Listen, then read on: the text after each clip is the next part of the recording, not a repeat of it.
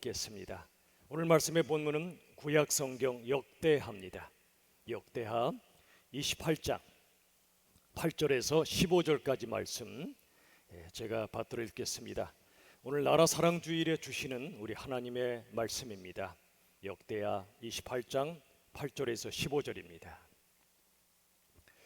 이스라엘 자손이 그들의 형제 중에서 그들의 아내와 자녀를 합하여 20만 명을 사로잡고 그들의 재물을 많이 노략하여 사마리아로 가져가니 그곳에 여호와의 선지자가 있는데 이름은 오뎃이라. 그가 사마리아로 돌아오는 군대를 영접하고 그들에게 이르되 너희 조상의 하나님 여호와께서 유다에게 진노하셨으므로 너희 손에 넘기셨거늘 너희의 노기가 충천하여 살육하고 이제 너희가 또 유다와 예루살렘 백성들을 압제하여 노예로 삼고자 생각하는도다. 그러나 너희는 너희의 하나님 여호와께 범죄함이 없느냐? 그런즉 너희는 내 말을 듣고 너희의 형제들 중에서 사로잡아온 포로를 놓아 돌아가게 하라. 여호와의 진노가 너희에게 임박하였느니라 한지라. 에브라임 자손의 우두머리 몇 사람 곧 요하난의 아들 아사리아와 무실레못의 아들 베레기야와 살룸의 아들 여이스기야와 하들레의 아들 아마사가 일어나서 전장에서 돌아오는 자들을 막으며 그들에게 이르되 너희는 이 포로를 이리로 끌어들이지 못하리라. 너희가 행하는 일이 우리를 여호와께 허물이 있게 함이니 우리의 죄와 허물을 더하게 함이로다.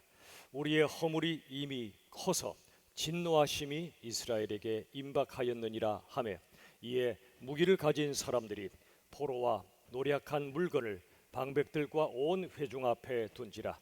이 위에 이름이 기록된 자들이 일어나서 포로를 맞고 노략하여 온 것 중에서 옷을 가져다가 벗은 자들에게 입히며 신을 신기며 먹이고 마시게 하며 기름을 바르고 그 약한 자들은 모두 나귀에 태워 데리고 종려나무 성 여리고에 이르러 그의 형제에게 돌려준 후에 사마리아로 돌아갔더라. 아멘. 오늘 말씀의 제목은 화해는 회개로부터입니다. 오늘 본문의 말씀 역대하 28장 8절로부터 15절의 말씀은 이런 배경이 있습니다. 그 당시 남유다는 아하스란 왕이 통치했습니다. 그는 다윗 왕과 달리 하나님을 버리고 우상 숭배의 길로 치달았습니다. 하나님께서는 그들을 사랑하셔서 살리시려고 징계하십니다. 그리고 북이스라엘 즉 사마리아의 손에 넘기십니다. 북이스라엘 그들은 20만 명이나 되는 유다 백성들을 사로잡아 사마리아로 개선합니다. 마치 승리하기라도 했다는 듯이 말이죠. 바로 그때 이 사마리아 땅에 오뎃이라고 하는 선지자가 거주하고 있었습니다. 오늘 본문의 말씀 역대하 28장 9절로 11절은 그가 북이스라엘의 군 지휘관들을 크게 책망하는 그런 말씀이 나옵니다. 이런 내용입니다. 여러분은 유다 백성들을 불쌍히 여기기는커녕 오히려 그들을 살육했고 그걸로 성이 차지 않아 압제하고 노예로 삼을 작정을 하고 있어.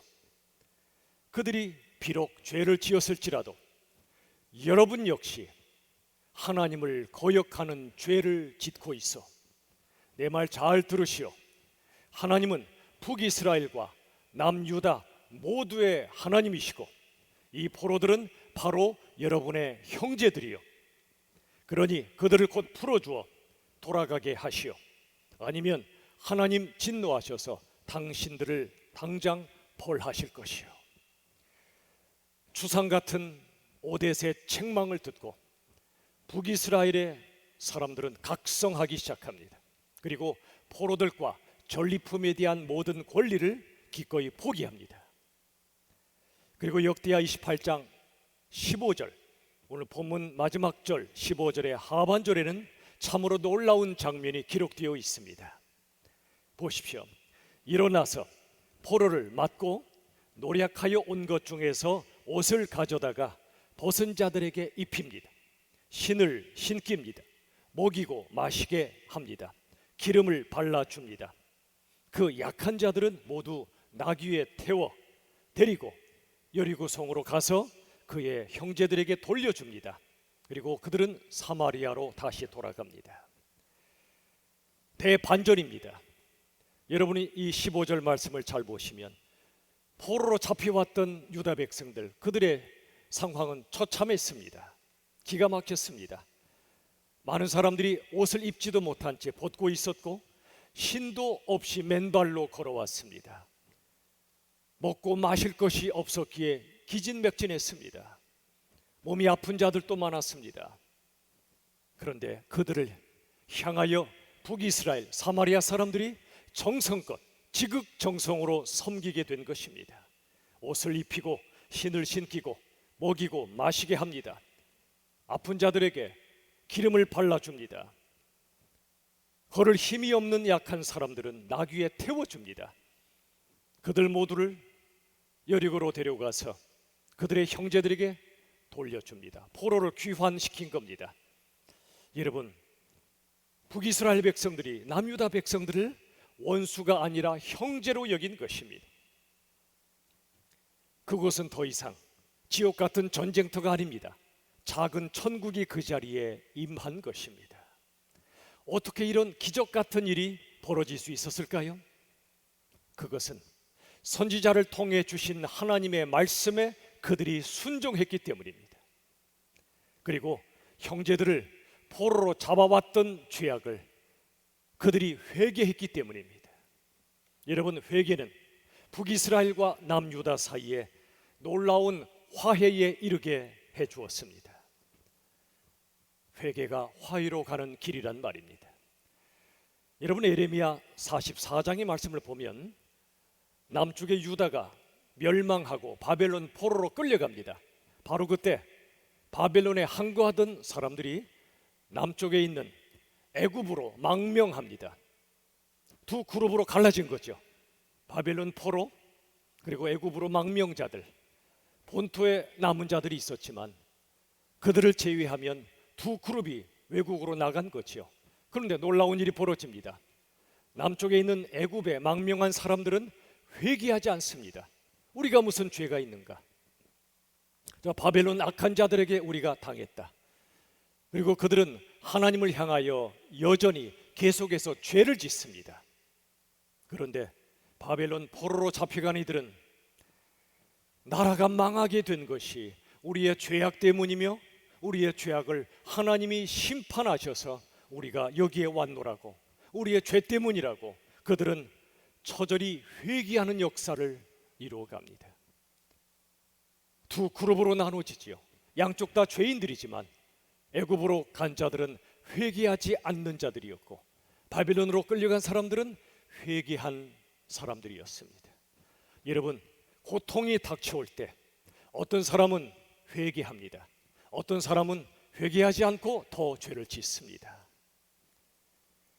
바로 그 순간, 고통이 찾아온 순간 회개하는 것만이 화해와 평화의 지름길임을 우리들은 잊어서는 안 됩니다.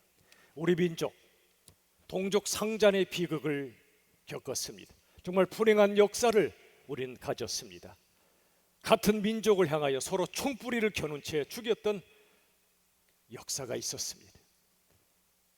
바로 이 아픈 역사에 남한과 북한이 화해하고 평화를 이루는 길이 뭘까요? 회개입니다. 내 자신의 죄부터 회개하는 것이 성경이 말씀하는, 하나님께서 말씀하시는 화해의 길이라고 성경은 말씀합니다. 여러분, 오늘이 역대기의 말씀은요, 남유다 사람들에게 먼저 읽히려고 쓰여진 책이에요. 유다 백성들이 죄를 짓고 바빌론의 포로로 잡혀갔죠. 그들은 회개했습니다. 그런데 하나님께서 그들에게 희망을 주십니다. 우리의 죄를 회개하고 하나님의 은혜로 인하여 우리가 다시 일어날 수 있다. 다시 일어나자. 하나님의 은혜를 의지해서 일어나자. 이런 목적으로 쓰여진 책이 역대기서입니다. 그런데 오늘 이 본문의 말씀, 북의 이스라엘 사람들이 남유다 사람들, 그들 포로로 잡아왔다가 다시 그들을 선대하고 섬겨주고 되돌려 보냈던 이 아름다운 이야기, 이 미담을 왜 역대기서가 기록했을까요? 이런 배경이 있습니다. 남유다 사람들은 북이스라엘, 즉 사마리아에 대해서 아주 안 좋은 생각으로 가득 차 있었습니다. 배교자 여로보암을 따라가더니 결국 아수르에게 멸망당해 버렸구나. 아수르와 뒤섞여 혼혈 민족이 되어버린 저들에게 무슨 선한 게 있겠는가? 조롱과 무시로 가득 찬 시선을 사마리아 사람들에게 보내던 남유다. 이 남유다 사람들에게 이 저자는 이 역대기서를 통해 그들을 깨우치기 시작한 겁니다.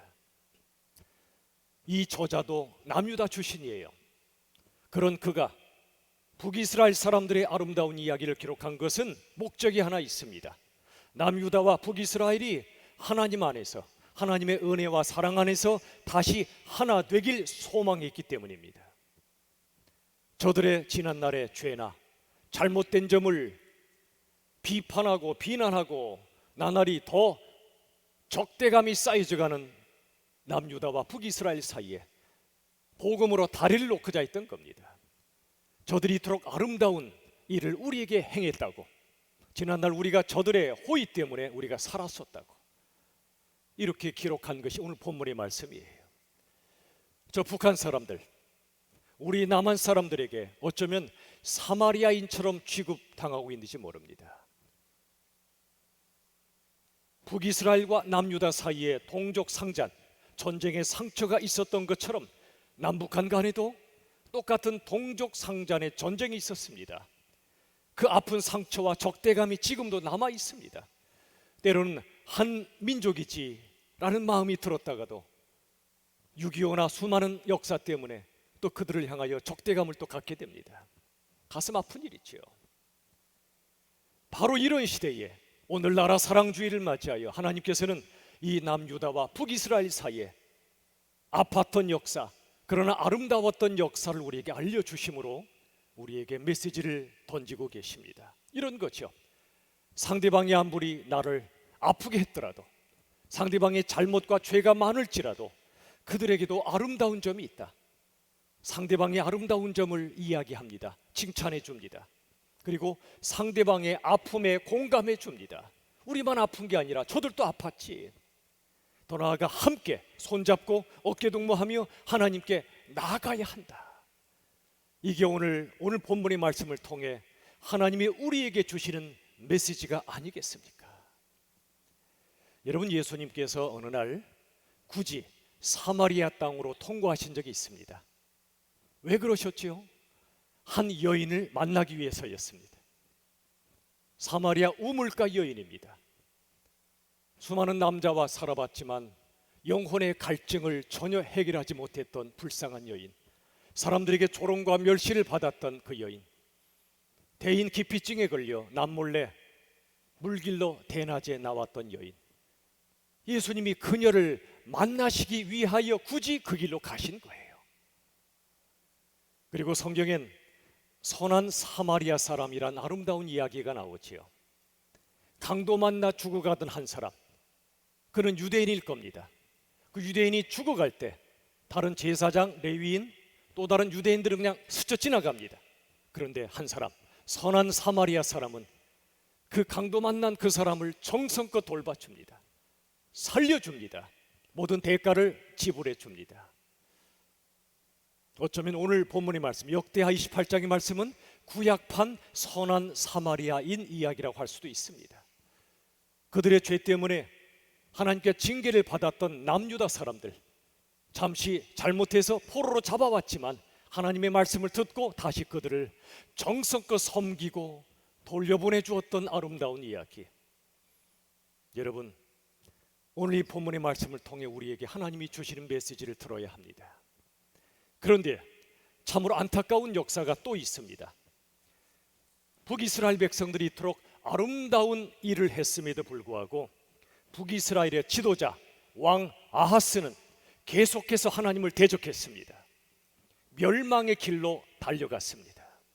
역대하 28장 오늘 본문 뒤에 22절의 말씀을 보시죠. 이 아하스 왕이 곤고할 때에 더욱 여호와께 범죄했다고 말씀합니다. 이 말씀 잘 보세요. 아하스 왕, 하나님 나라의 지도자가 곤고해졌습니다. 그런데 곤고할 때에 더욱 여호와께 범죄했다고 말씀합니다. 여러분, 곤고할 때는 어떤 때입니까? 죄를 회개할 때입니다. 하나님께로 돌아갈 때입니다. 하나님이 우리에게 때로 곤고함을 허락하시는 이유는 회개의 기회를 주시고 하나님께 돌아가라고 길을 열어주시는 때입니다. 그런데 아하스 왕은 곤고할수록 더욱더 하나님께 범죄했습니다. 여러분, 계시록 16장 11절에 보면 지옥으로 달려가는 자들의 이야기를 말씀하십니다. 그들은 이랬습니다. 깨질 정도로 아픈데 아플 때에 회개하기는커녕 더욱더 하나님께 범죄하고 하나님을 비방했다고 말씀합니다. 하나님께서 택하신 자들은 곤고할 때 회개하며 주께 돌아옵니다. 그러나 끝까지 하나님을 대적하는 자들은 아플 때, 곤고할 때 더 하나님을 대적합니다. 아하스 왕이 그랬단 말이죠. 자, 어떻게 했나 구체적으로 보시죠. 역대하 28장 24절 상반절에 보시면 아하스가 그 다음 하나님의 전의 기구들을 부숴버립니다. 성전의 기구를 부숴버립니다. 이것은 하나님의 가슴을 부수는 죄악이었습니다. 그 다음 보시면 또 여호와의 전 문들을 닫아버립니다. 백성들이 하나님을 만나는 길을 원천 봉쇄해버린 거예요. 얼마나 큰 죄입니까? 마치 중국의 공산당들이나 이 땅의 수많은 공산당들이 교회 십자가를 불태우고 교회를 닫아버린 것처럼 엄청난 죄악입니다. 아하스 왕이 그랬단 말이지요. 또 28장 25절 하반절에 보시면 아하스 왕은 다른 신에게 분향했습니다. 그리고 하나님 여호와를 진노하게 했습니다. 하나님만이 유일하신 우리의 하나님이신데 하나님을 거절하고 대적하고 하나님이 아닌 우상을 숭배하며 다른 신에게 경배했던 그는 멸망의 길로 달려갔던 겁니다. 안타깝죠? 북이스라엘의 백성들은 아름다운 각성과 섬김을 행했는데 그 후에도 지도자는 아하스 왕은 하나님의 길을 떠났고 멸망의 길로 달려간 겁니다. 아름다운 섬김의 결말이 슬픈 결말이 되고만 이유는 지도자 때문이었습니다. 지도자가 그래서 중요합니다. 우리 민족도 이렇게 되지 않으려면 남북한의 지도자들이 깨어 하나님을 경외해야 합니다. 우리가 지도자를 위해 기도해야 될 이유가 거기 있습니다. 이 나라 사랑 주일에 우리가 정말 남북한의 지도자를 위해서 간절히 기도해야 됩니다. 저 북한의 하나님을 대적하는 지도자들 하나님께서 기다리고 계십니다. 돌아오기를. 끝내 돌아오지 아니하면 하나님께서 반드시 심판하실 겁니다. 악한 지도자의 그 치하에서 신음하고 있는 수많은 백성들 우리가 정말 기도해야 됩니다. 더 나아가 우리나라도 내년이면 대통령 선거가 있습니다. 기도해야 됩니다. 하나님 앞에 하나님을 두려워하고 백성과 역사를 두려워하는 참된 목자와 같은 하나님이 기뻐하시는 지도자가 세워지도록 지금부터 깨어 기도해야 됩니다. 사랑하는 여러분, 아하스 왕의 전철을 우리가 밟아서는 안 됩니다. 그리고 모든 이스라엘 백성들이 또 남유다 백성들이 자신의 죄를 회개하고 하나님 앞에 나아갔을 때 하나님께서는 그들 사이에 화해를 이루셨다는 사실을 우리는 기억해야 됩니다. 회개로부터 화해가 이루어집니다. 그게 한 개인과 개인 사이도 그렇고요, 공동체와 공동체 사이도 그렇고요, 나라와 민족 사이도 마찬가지입니다. 모든 화해는 나의 회개로부터 출발하는 것입니다. 그런데 안타깝게도 많은 사람들이 그러질 않습니다.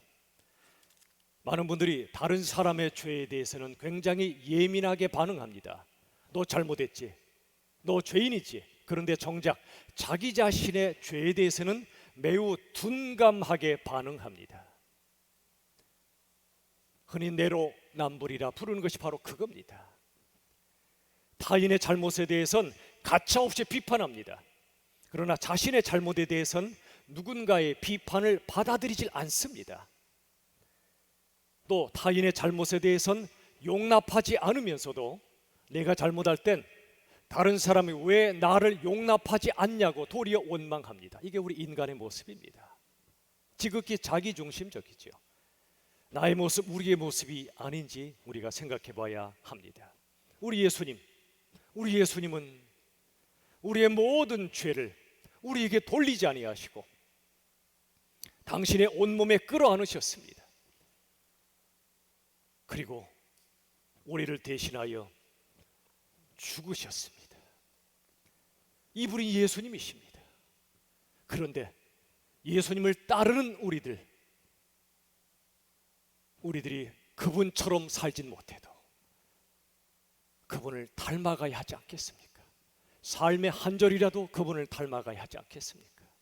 내 죄는 물론 타인의 죄까지 끌어안고 예수님과 함께 다른 죄인을 위하여 내가 기꺼이 고난받는 자리까지 갈 수 있는 것, 죄인을 정죄하고 비판하는 것으로 끝나지 아니하고 이 모든 것에 나의 죄가 있음을 고백하며 기도하지 못한 죄, 사랑하지 못한 죄, 하나님 말씀에 순종하지 못했던 죄가 내게서부터 시작되었다고 고백하며 나아갈 때 나의 회개로부터 나와 하나님 사이의 화해는 물론이고 나와 다른 사람 사이의 화해가 이루어지는 것입니다. 여러분, 내가 죽는 거 쉽습니까? 어렵습니다. 불가능하다고 할 수도 있습니다. 그런데 여러분, 뭐가 더 힘들까요? 내가 죽는 게 힘들까요? 아니면 내가 죽지 않은 채 사는 게 더 힘들까요? 내가 죽는 것도 힘들어요. 내 힘으로 안 돼요. 그런데 더 힘든 게 뭐냐면 내가 죽지 않은 채로 사는 거예요. 그게 더 힘들어요. 많은 분들이요, 교회를 다닙니다.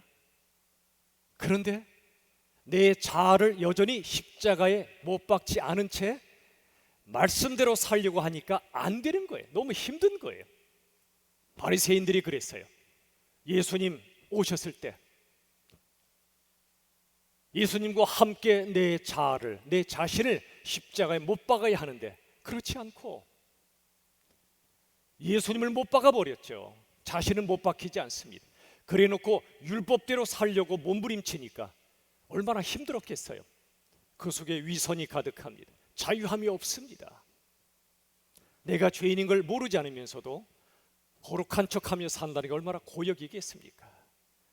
여러분, 내가 죽는 것보다 내가 안 죽은 채 사는 게 더 힘들어요. 여러분, 흔히 이런 말 하죠. 죽어도 안 된다고.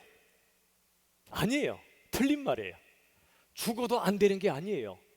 안 죽으니까 안 되는 거예요. 죽으면 돼요. 내가 예수님과 함께 십자가에 죽으면 모든 게 쉬워져요. 가벼워져요. 인간관계든 모든 일이든 심지어 고난까지도요. 내가 죽으면 가벼워져요. 우리가 자주 하는 말이 있죠. 너 때문에 내가 상처받았다고. 누구나 상처를 주고받잖아요. 그런데 생각해 보세요. 내가 예수님과 함께 십자가에 죽었음을 믿는 자는 상처를 받을까요? 안 받을까요? 내가 죽었는데, 상처 받을 내가 죽었는데 상처를 왜 받아요? 상처 받는다는 얘기는 뭐냐면 내가 시퍼렇게 살아있다는 얘기예요. 안 죽었다는 얘기예요. 내 힘으론 나를 못 죽여요. 그런데 성령께서 내 안에 오셔서 죽는 게 사는 길이야. 예수님 안에 거하라. 예수와 함께 십자가 죽었음을 믿으라 라고 말씀해 주세요. 네 스스로 너를 못 박아. 너를 십자가에 못 박을 수가 없어. 스스로 십자가에 죽을 수가 없어. 그러므로 네 안에 거하라. 내가 너희 위해 죽을 때 너희도 나와 함께 죽었음을 믿으라 라고 성경은 말씀합니다. 하나님께서. 주님 믿습니다. 나는 나를 죽이지 못하지만, 죽을 수도 없지만 예수님이 나 위해 죽으셨을 때 나도 예수님과 함께 십자가에 죽었음을 믿습니다 라고 고백하는 거예요. 그럼 하나님이 말씀하세요. 그래, 맞아. 네 고백대로, 너의 믿음대로 너는 이미 죽었다. 너 옛사람은 죽었다. 그걸 믿으라. 이걸 믿는 사람은 어떤 일이 벌어진다고요? 누가 나를 찌르고 상처 줘도 상처받을 내가 없는데 왜 상처받아요? 사탄이요, 우리를 공격하잖아요. 그 순간 이렇게 대답하세요. 공격해봐라. 나는 이미 죽었는데. 마치 우리나라 양궁 잘하죠. 양궁 선수가 활 시위를 당기려고 하는데 타겟, 관역이 사라져버린 거예요. 어떻게 되겠어요? 없는 관역에 쏘는 사람이 있습니까? 없잖아요. 똑같아요. 내가 십자가에 죽었음을 우리가 선포하면 사탄이 우리를 죽이려고 뭔가를 쏘려고 하다가 어디 갔지? 얘가 없네, 그러는 거예요. 사탄을 이길 길은 십자가밖에 없어요. 내가 예수님과 함께 죽었음을 선포하면 돼. 그럼 사탄도 더 이상 공격할 수가 없어요. 여러분, 마태복음 11장 30절의 말씀 보십시오. 이는 내 멍에는 쉽고 내 짐은 가벼움이라 하시니라. 잘 아시는 말씀이죠? 수고하고 무거운 짐진 자들아 다 내게로 오라. 내가 너희를 쉬게 하리라. 내 멍에는 쉽다, 내 짐은 가볍다. 무슨 뜻이죠? 우리 인생의 짐이 무겁고 어렵잖아요. 그런데 쉬워지는 길이 있다는 말이죠. 가벼워지는 길이 있단 말이죠. 예수님과 함께 십자가에 죽었음을 믿는 거예요. 믿는 거예요. 내 짐을 예수님께 다 맡겨버리는 거예요. 왜 내가 내 짐을 지고 끙끙대며 살아갑니까? 내 멍에는 쉽다. 나 예수와 함께 매는 멍에는 쉽다, 가볍다 라고 말씀하세요. 저와 여러분이 이 진리를, 이 말씀을 믿을 수 있기를 바랍니다. 우리 인생 무거워요, 힘들어요. 저도 살아오면서 힘들지 않은 날은 하루도 없었던 것 같아요. 그런데 그 모든 순간들을 통해 더 이상 내 인생의 주인이 내가 아니고 주님이심을 고백하는 것, 내 인생의 주인이 예수님으로 달라졌음을 고백하는 순간, 그렇지, 내가 왜 용쓰고 기쓰며 살아? 주님께 마음을 쓰면 되지, 주님께 마음을 드리면 되지. 훨씬 가벼워지는 거예요. 여러분, 그리스도인은 십자가를 통과해서 말하고 행동하며 사는 사람이에요. 십자가에 내가 죽은 채로 말하고 행동하며 사는 사람이에요. 자, 그 내용이 골로새서 3장에 나와요.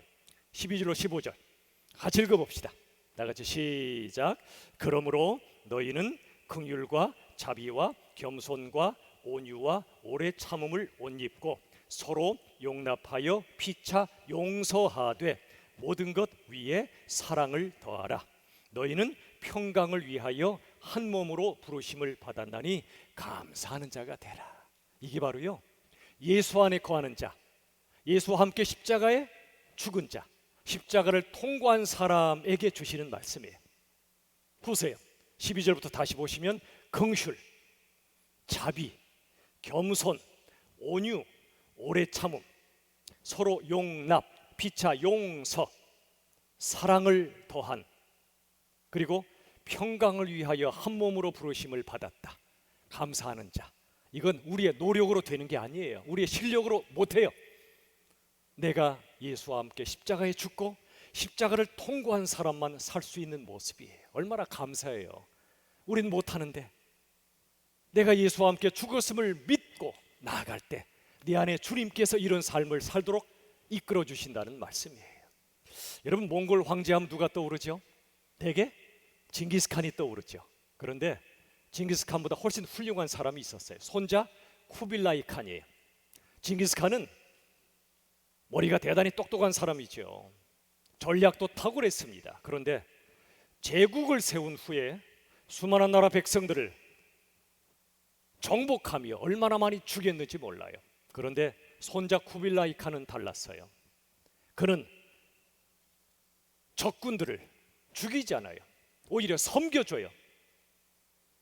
그들이 감동해서 자발적으로 투항해요. 우리 좀 다스려 달라고, 당신 같은 지도자를 찾았다고.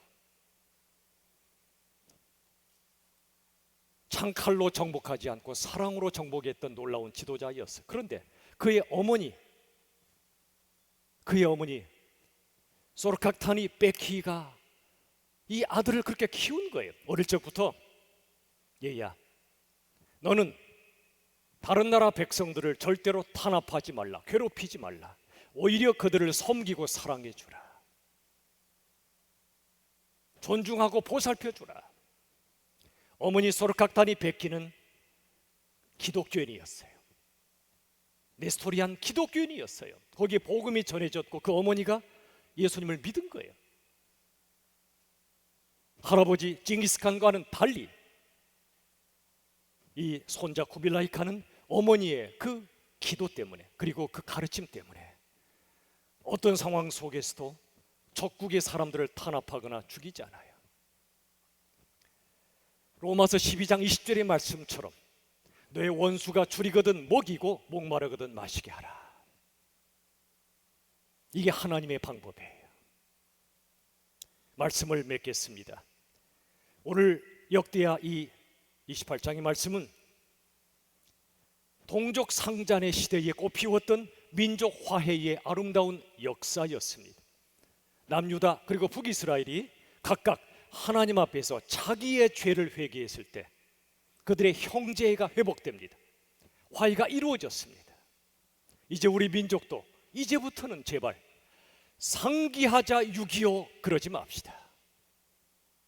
아픈 역사죠. 상처가 크지요. 그런데 상기하자 6.25 그러며 적개심을 고취시키기보다 본래 우리가 아름다운 하나의 민족이었음을 상기시켜주는 바로 그 길로 우리가 나아가야 합니다. 서로를 원수가 아니라 형제로 대할 수 있는 바로 우리 원수조차 사랑하라고 말씀하신 말씀에 순종하는 사람들, 바로 그 순간 하나님께서 이 땅에 남북 화해와 통일을 허락해 주실 거예요. 여러분 기억해 봅시다. 저 북한이 지도자들이 비록 하나님을 떠나 악한 일을 행하고 있는 건 맞아요. 우리가 공산주의 절대 용납할 수 없어요. 그러나 그 땅의 백성들, 우리가 그들에게 얼마나 배울 게 많은지 몰라요. 역사를 봐도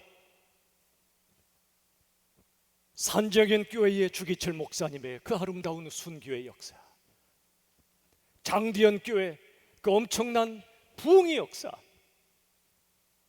바로 북한 땅에서 일어났던 일입니다. 우리 믿음의 뿌리입니다. 뿌리. 평양신학교가 수많은 신학교의 뿌리입니다. 뿌리. 더 나아가 어쩌면 10만일지 30만일지 알지 못하는 북한의 지하 그리스도인들, 솔직히 우리 생각해 봅시다. 예수 믿으면 아무도 핍박하지 않는 이 남한에서 믿는 우리의 믿음이 더 순결할까요? 아니면 목숨 걸고 예수를 믿어야 하는 북한의 지하 그리스도인들의 믿음이 더 순결할까요? 나중에 통일이 될 때 남한의 교회들이 가진 돈과 여러 가지 방법으로 북한의 교회를 지배해서는 안 됩니다. 수십 년간, 아니 긴 세월 목숨 걸고 믿음을 지켜왔던 북한의 순결한 그리스도인들이 북한의 교회의 중심에 서게 만들어줘야 됩니다. 우리는 소리 없이 그분들을 섬겨야 될 뿐입니다. 더 나아가 땅끝까지 복음이 전거되는 일에 어쩌면 이 남한에 우리를 포함하여 믿음의 열정이나 믿음의 순결을 많이 잃어버린 우리보다도 어쩌면 북한의 그 지하 그리스도인들을 통하여 하나님이 땅끝까지 복음을 전하시지 않겠나, 이런 생각을 해봐요. 중국의 지하 그리스도인도 마찬가지예요. 악한 공산당 때문에 그 고난 중에도 믿음을 지켜왔던 그들을 통해 하나님이 땅끝까지 복음을 전하지 않으시겠습니까? 우리가 그 선교의 대열에 동참하려면 우리가 이 땅, 이 남한 북한에 모든 죄가 있다면 우리 스스로 끌어안고 회개하며, 더 나아가 나의 회개로부터 출발하여 남북한의 화해가 이루어지고 함께 하나님 나라의 복음의 일꾼들이 될 수 있도록 기도하는 우리 모두가 되면 좋겠습니다. 이제 우리 모두가 이 나라 사랑 주일에 우리 한 사람 한 사람이 십자가를 통과한 사람으로서 누군가와 갈등이 있다면 그의 죄와 부족함을 탓하기 전에 먼저 나의 죄를 회개합시다. 그리고 나의 회개를 통해 다른 사람과 화해를 이룹시다. 화해. 이게 바로 작은 통일 연습이에요. 그 후에 우리 모두가 기도함으로 정치가들이 통일을 못 이룹니다. 진정한 통일 그들이 못 이룹니다. 오직 예수 믿고 십자가를 통과한 사람들이 기도하며 헌신할 때 하나님께서 이 땅에 진정한 통일의 그날을 주실 줄로 믿습니다. 그때까지 우리 모두 이 말씀을 붙잡고 십자가를 통과하여 승리할 수 있기를 예수님의 이름으로 축원합니다. 우리 시간에 핵심 메시지를 같이 선포합시다. 첫 번째, 다 같이 시작. 고통이 닥쳐왔을 때 회개가 화해를 이루는 유일한 길이다. 두 번째, 아름다운 점을 칭찬하고 아픔에 공감하며 함께 하나님께 나아가자. 세 번째, 그리스도인은 십자가를 통과해서 말하고 행동하며 사는 사람이다. 우리 시간에 찬양을 드리겠습니다. 찬송가 259장 1절과 4절, 예수 십자가에 흘린 피로써 회개하는 마음으로 주 앞에 나아가 찬양합시다.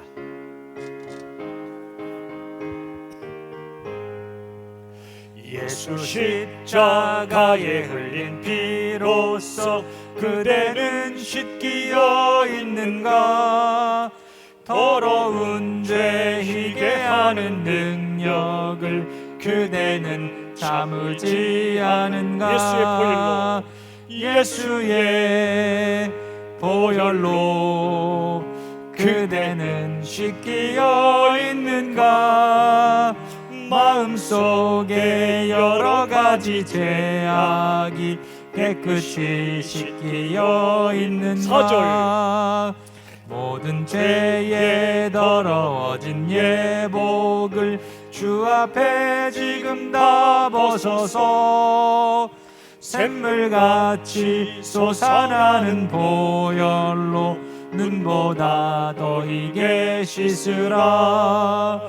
예수의 보혈로 그대는 씻기어 있는가? 마음속에 여러 가지 죄악이 깨끗이 씻기어 있는가? 우리 시간의 합심기도 첫 번째 제목은 남북한의 지도자들이 하나님을 경외하며 이 나라 이 민족을 생명의 길로 이끌며 나아갈 수 있도록 우리 시간에 간절히 합심하여 기도합시다. 아버지 하나님, 주님, 아버지 하나님, 오늘 두려워하며 경외하며 경배하는 자들이 오 주여 도와줘 주시옵소서. 아버지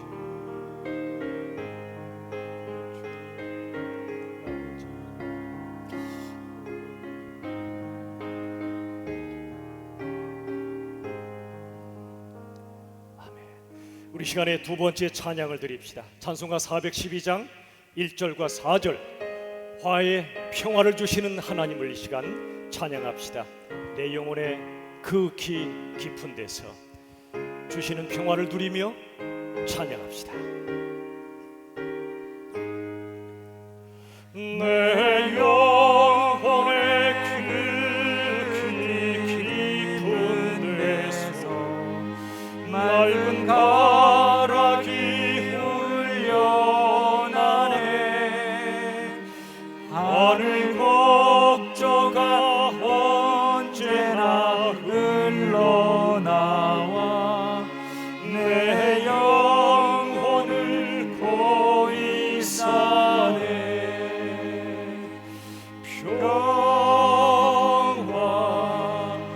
평화로다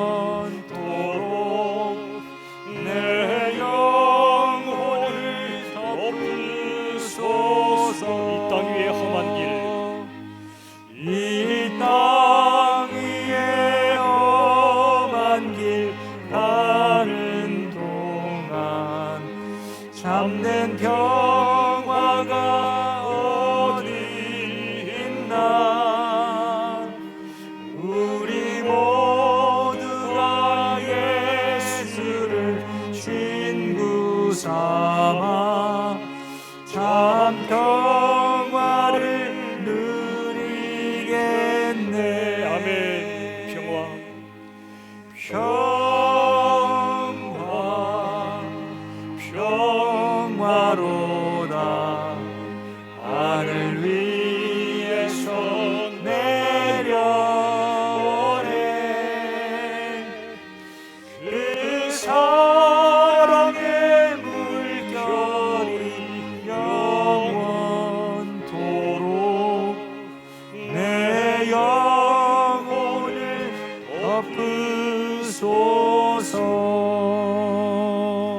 우리 시간에 마지막으로 합심하여 기도할 제목은 우리 자신의 죄를 먼저 회개함으로 아픔 속에 있는 형제들이 서로 화해할 수 있기를, 또 남북한 간에도 우리 자신의 죄를 먼저 돌아보고 회개함으로 남북한이 복음 안에서 서로 화평하며 통일의 역사를 허락해 주시기를 이 시간 간절히 합심하여 기도합시다. 주님 아버지,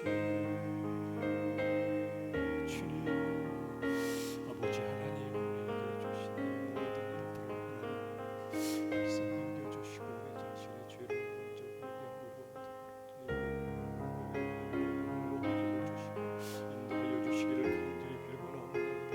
아버지 하나님, 우리를 보여주시며 우리 안에 진리를 남겨주시고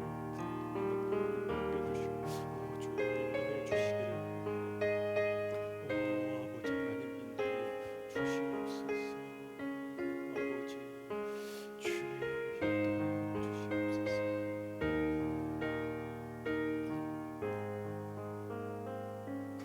살아계신 아버지 하나님, 참으로 감사합니다. 오늘 역대하 28장의 말씀을 통하여 우리가 먼저 나의 죄를 회개함으로 누군가와의 아름다운 화해를 이룰 수 있는 길을 주시니 감사합니다. 그리고 우리 한민족이 아팠던 역사를 이제 하나님께 올려드리며 다시 복음 안에서 하나님의 은혜와 사랑으로 다시 통일되는 그날도 허락하여 주시옵소서. 남북한의 지도자들을 하나님께서 붙들어 주시고 사랑과 평화와 정의의 나라가 될 수 있도록, 하나님의 나라가 될 수 있도록 하나님이 역사하여 주시옵소서. 감사하옵고 예수님의 이름으로 간절히 기도하옵나이다. 아멘.